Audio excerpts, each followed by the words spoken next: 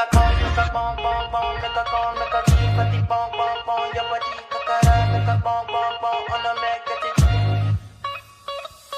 it.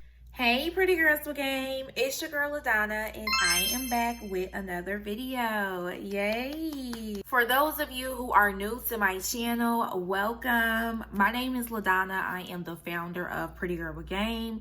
I empower women to know their self-worth while reaching their fullest potential and having some game out here, okay? We have to have some game. Before we get into the video, this is just a disclaimer. I'm gonna talk to y'all the same way I talk to my best friends, and I do not play about them.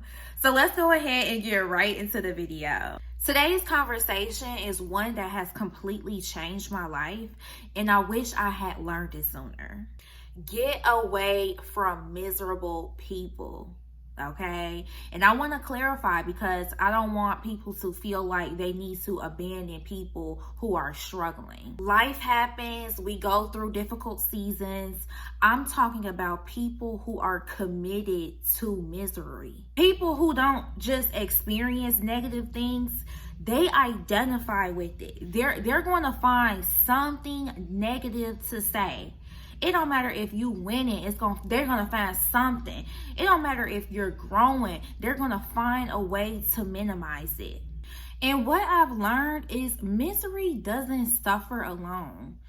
They recruit people. If you are not careful, you'll spend so much of your time around miserable people that you will begin to speak like them, think like them, and eventually become like them. So today, I want to get into some things I've learned about miserable people and why protecting your environment is one of the greatest acts of self-respect. Let's get into it. Number one, miserable people project what they refuse to heal. One thing I learned about all miserable people is that they spend so much time talking about somebody else's life. They're analyzing somebody else's relationship. They discussing somebody else's finances. They talking about another woman's confidence. They creating stories and narratives about people they hadn't even had a conversation with. Why? Because it's easier to analyze somebody else's life than to confront their own. Healthy people, they're worried about themselves. They're trying to figure out how to improve their own life. Miserable people, they're worried about everybody else and what's wrong with everybody else and what's going on in their life. Projection is one of the biggest signs that someone has not healed. Instead of addressing their insecurities, they accuse you of thinking you're better than them.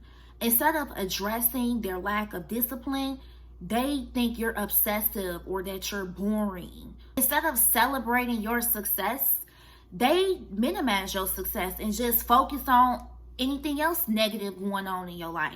People often project the very thing they're unwilling to confront within themselves. That's why discernment is so important.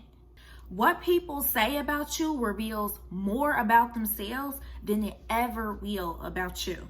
Number two, your environment determines your mindset. They say you are the average of the people you spend most of your time with, and that is 100% true.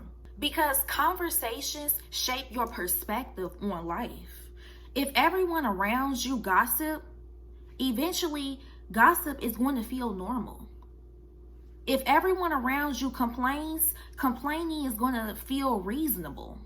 If everyone around you criticizes successful people, eventually you're going to become uncomfortable with successful people. That's why I became super intentional about my environment.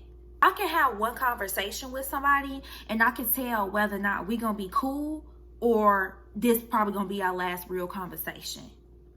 When I talk to people and they're super passionate or they have really good energy as far as speaking positivity and overall really well-rounded, I can tell that that's somebody that I'm going to get along with.